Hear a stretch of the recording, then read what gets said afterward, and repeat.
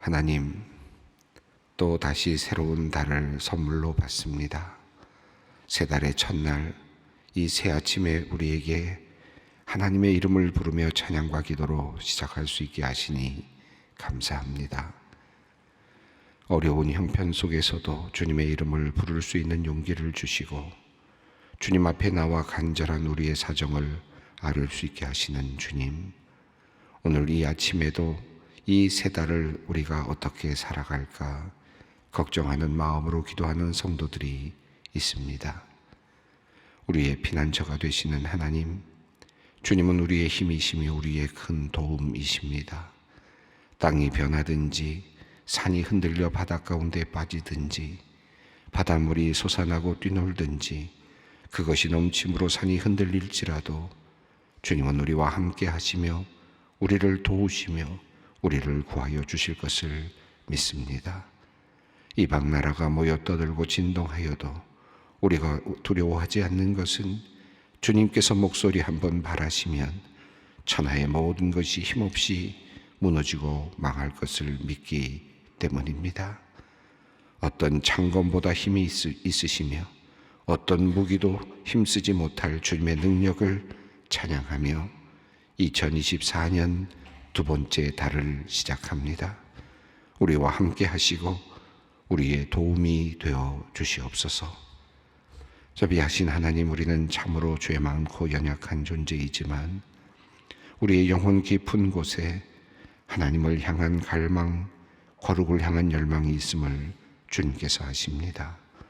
세상의 수많은 유혹과 공격 앞에서도 하나님의 뜻을 구하며 말씀에 순종하려고 노력하는 모습을 주님 기억하여 주시고 부족하지만 귀하게 보아 주시옵소서.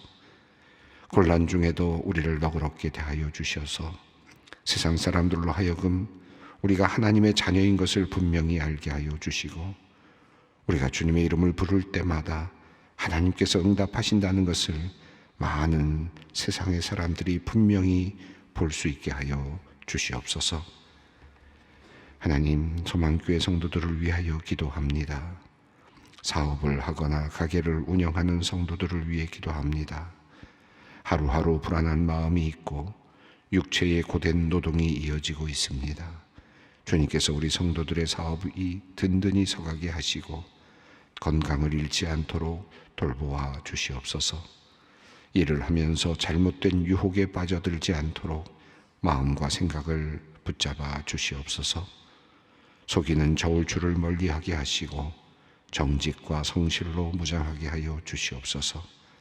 세상적인 방법이 아니라 하나님의 방법으로 하나님의 말씀에 순종하여 정직하게 일하게 하시고 하나님께서 큰 복을 내리셔서 우리 성도들의 사업과 가게가 나날이 성장케 하여 주시옵소서.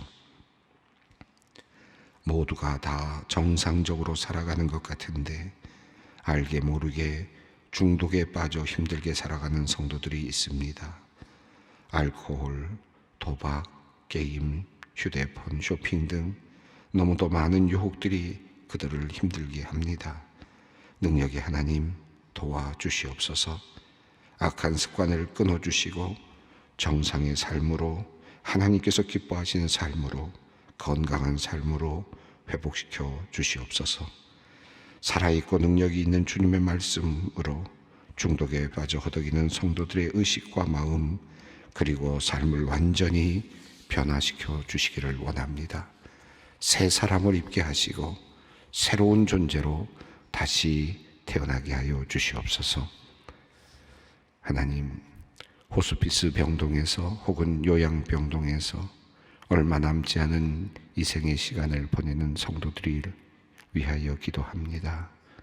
죽음의 공포를 이겨내야 하고 이별의 아픔을 견뎌야 하고 육체의 고통을 참아내야 하는 힘겨운 시간 가운데 성령님 찾아주시어 위로와 평안과 담대함을 허락하여 주시옵소서.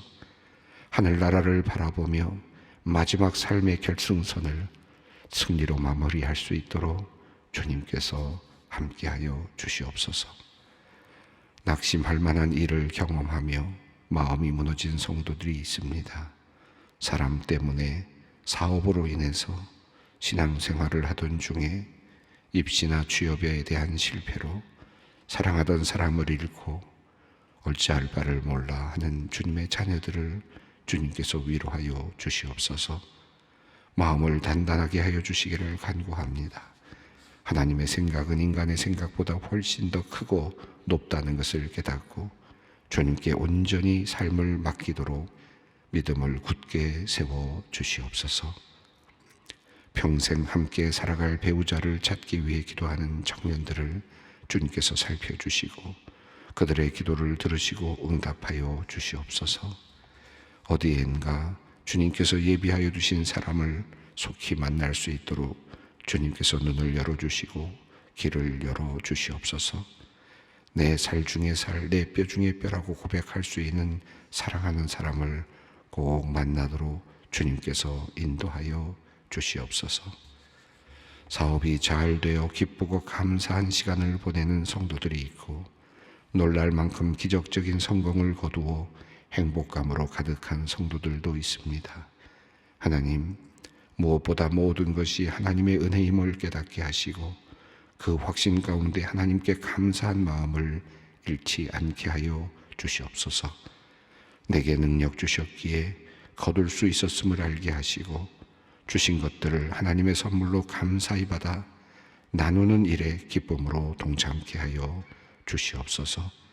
내 힘으로 이루었다 교만한 마음 갖지 않게 하시고 늘 겸손한 마음으로 주님의 일에 헌신케 하여 주시옵소서. 어려운 환경 속에서도 주님의 것을 구별하여 드리는 성도들의 마음을 귀하게 보아 주시옵소서. 또한 큰 헌물을 주님께 드리며 하나님의 은혜에 감사드리는 성도들의 헌신과 감사도 귀하게 받아 주시옵소서. 주님을 사랑하는 마음이 사라지지 않게 하시고 주님의 복이 대대로 흘러 내려가게 하여 주시옵소서. 더 많이 바치고 더 감사할 수 있도록 사업과 형편을 주님께서 주장하여 주시옵소서. 하나님, 이제 우리의 마음의 문을 열고 하나님께서 들려주시는 생명의 말씀에 귀를 기울이고자 합니다. 하나님 음성을 바로 듣고 변화를 받게 하시고 주님을 기쁘시게 하는 삶을 살게 하여 주시옵소서. 성령님의 역사하심을 간구하오며 우리 주 예수 그리스도의 이름으로 기도드리옵나이다. 아멘. 2월 1일 오늘 주시는 하나님의 말씀은 역대하 30장 1절로 12절 말씀입니다. 역대하 30장 1절로 12절 말씀 함께 봉독하겠습니다. 히스기야가 온 이스라엘과 유다의 사람을 보내고 또 에브라임과 므낫세의 편지를 보내어 예루살렘 여호와의 전에 와서 이스라엘 하나님 여호와를 위하여 유월절을 지키라 하니라. 왕이 방백들과 예루살렘 온 회중과 더불어 의논하고 둘째 달에 유월절을 지키려 하였으니 이는 성결하게 한 제사장들이 부족하고 백성도 예루살렘에 모이지 못하였으므로 그 정한 때에 지킬 수 없었음이라. 왕이 온 회중이 이 일을 옳게 여기고 드디어 왕이 명령을 내려 브엘세바에서부터 단까지 온 이스라엘에 공포하여 일제히 예루살렘으로 와서 이스라엘 하나님 여호와의 유월절을 지키라 하니 이는 기록한 규례대로 오랫동안 지키지 못하였음이더라. 보발꾼들이 왕과 방백들의 편지를 받아가지고 왕의 명령을 따라 온 이스라엘과 유다에 두루 다니며 전하니 일러스되 이스라엘 자손들아 너희는 아브라함과 이삭과 이스라엘의 하나님 여호와께로 돌아오라. 그리하면 그가 너희 남은 자 곧 아수르 왕의 손에서 벗어난 자에게로 돌아오시리라. 너희 조상들과 너희 형제 같이 하지 말라. 그들은 그의 조상들의 하나님 여호와께 범죄하였으므로 여호와께서 멸망하도록 버려두신 것을 너희가 똑똑히 보는 바니라. 그런즉 너희 조상들 같이 목을 곧게 하지 말고 여호와께 돌아와 영원히 거룩하게 하신 전에 들어가서 너희 하나님 여호와를 섬겨 그의 진노가 너희에게서 떠나가게 하라. 너희가 만일 여호와께 돌아오면 너희 형제들과 너희 자녀가 사로잡은 자녀들에게서 자비를 입어 다시 이 땅으로 돌아오리라. 너희 하나님 여호와는 은혜로우시고 자비하신지라. 너희가 그에게로 돌아오면 그의 얼굴을 너희에게서 돌이키지 아니하시리라 하였더라. 보발꾼이 에브라임과 므낫세 각 지방 성읍으로 두루 다녀 스불론까지 이르렀으나 사람들이 그들을 조롱하며 비웃었더라. 그러나 아셀과 므낫세와 스불론 중에서 몇 사람이 스스로 겸손한 마음으로 예루살렘에 이르렀고 하나님의 손이 또한 유다 사람들을 감동시키사 그들에게 왕과 방백들이 여호와의 말씀대로 전한 명령을 한 마음으로 준행하게 하셨더라. 아멘. 히스기야 왕의 개혁의 내용을 우리가 읽어가고 있습니다. 히스기야 왕의 그 종교 개혁이라고 할 수 있겠는데요. 이 종교 개혁은 첫 번째로 성전 문을 열고 그리고 들어가면서 성전의 모든 것들, 불필요한 것들, 부정한 것들을 다 제거하는 그런 일을 했습니다. 8일 동안 또 8일 동안 이렇게 해서 16일에 걸쳐서 성전을 깨끗하게 정돈하는, 낭실문을 또 열고 들어가서 모든 것들을 다 정리하는 그런 일을 했습니다. 첫 번째 한 일은 성전 그 자체를 우선 깨끗하게 정돈하는 일이었고요.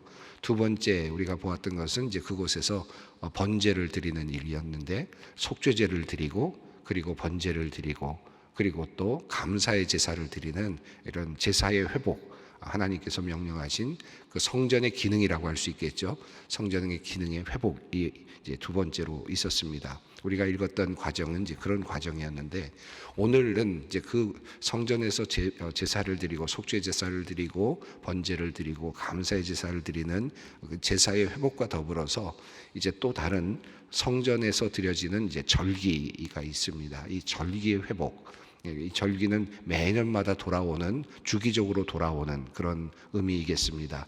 그러니까 단 한 번만 예배를 드리는 것이 아니라 단 한 번만 이제 그 속죄 제사를 드리고 단 한 번만 감사의 제사를 드리는 것이 아니라 이제는 그 일이 전체적으로 계속해서 주기적으로 돌아갈 수 있도록 하는 그런 하나의 틀을 마련해 가는 진정한 이제 예배자가 되는 거죠.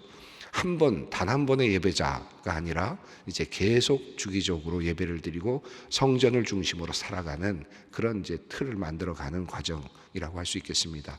물론 이 6월절은 1년에 한 번 드리는 절기이기 때문에 1년 주기로 반복이 됩니다.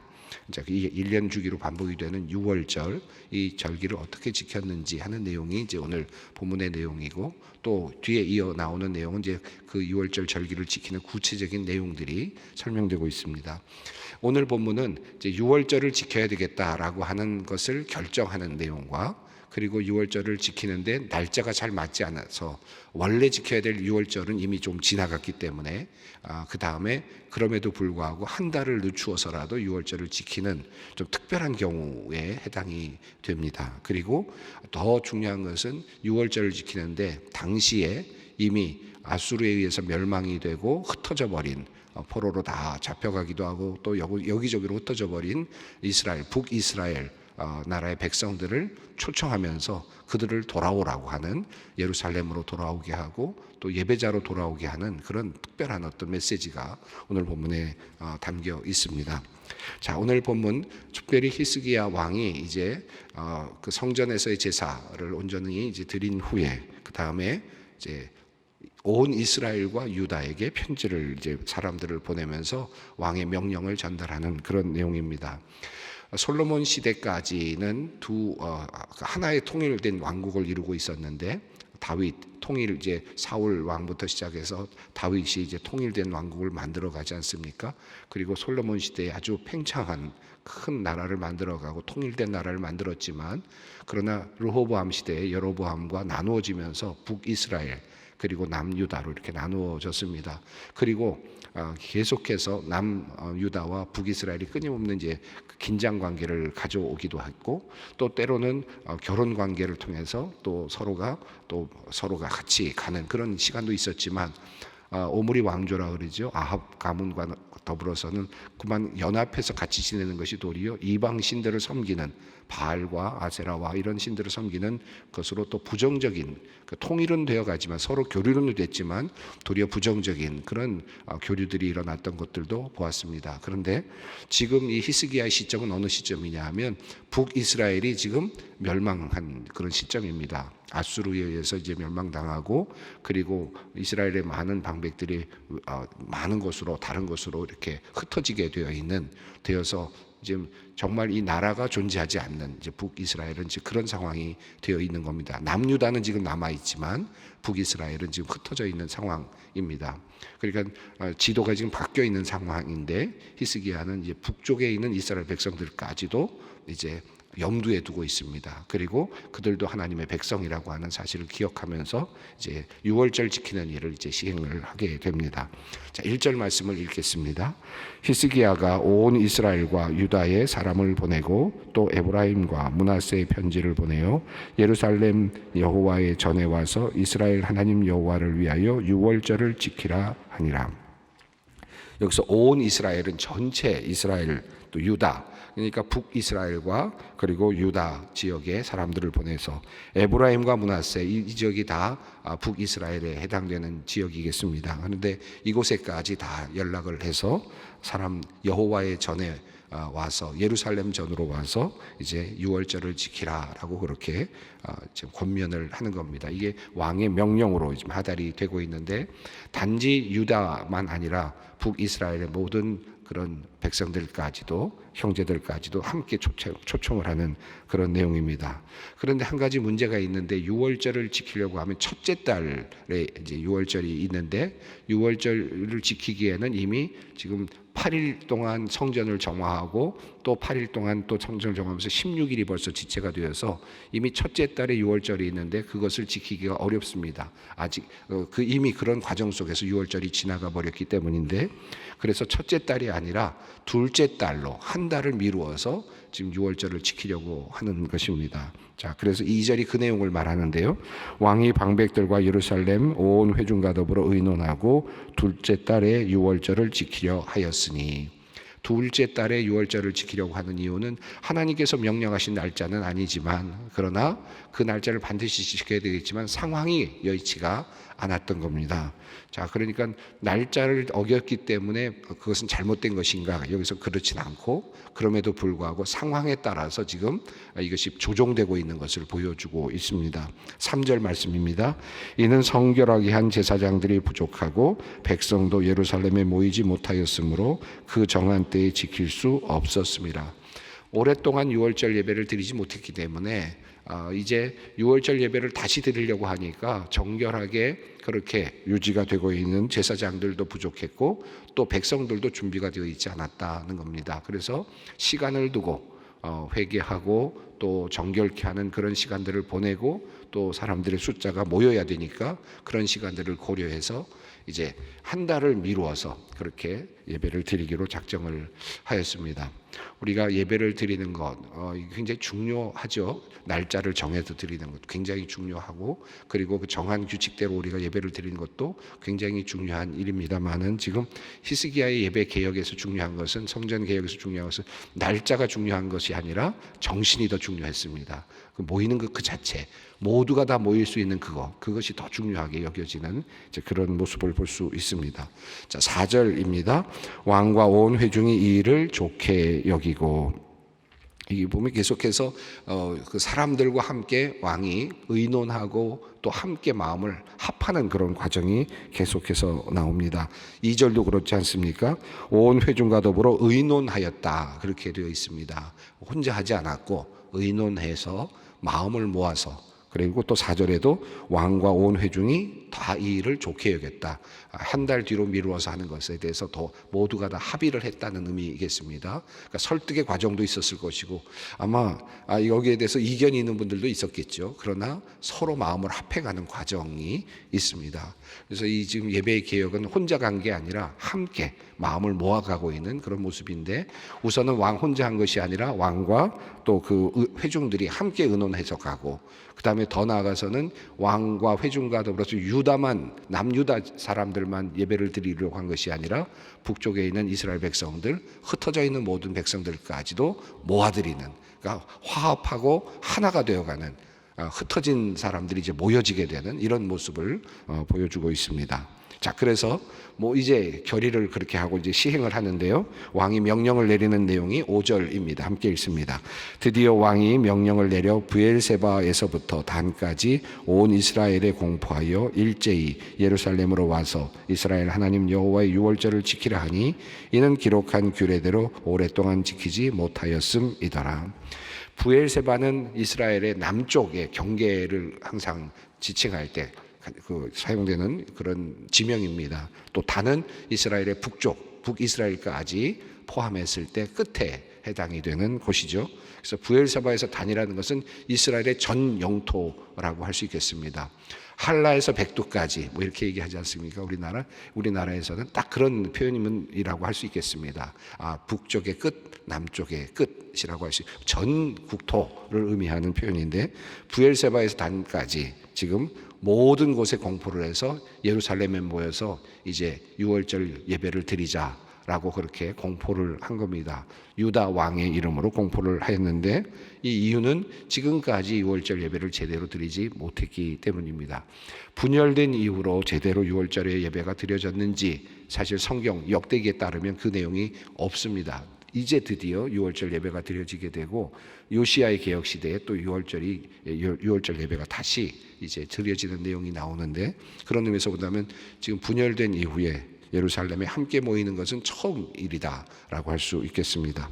자, 이제 이것을 전하는 사람들이 이 내용을 전하는 내용이 6절에 나옵니다. 함께 읽습니다. 보발꾼들이 왕과 방백들의 편지를 받아가지고 왕의 명령을 따라 온 이스라엘과 유다에 두루 다니며 전하니 일러스되 이스라엘 자손들아 너희는 아브라함과 이삭과 이스라엘 하나님 여호와께로 돌아오라. 그리하면 그가 너희 남은 자 곧 아수르 왕의 손에서 벗어난 자에게로 돌아오시리라.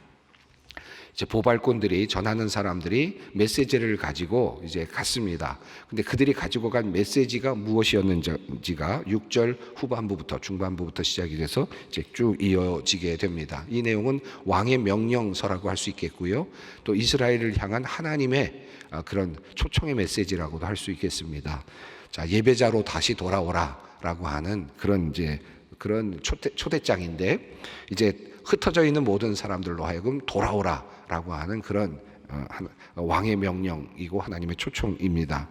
우선 6절 그 후반부를 보면 이제 이스라엘 자손들아 너희는 아브라함과 이삭과 이스라엘의 하나님 여호와께로 돌아오라 이렇게 말합니다.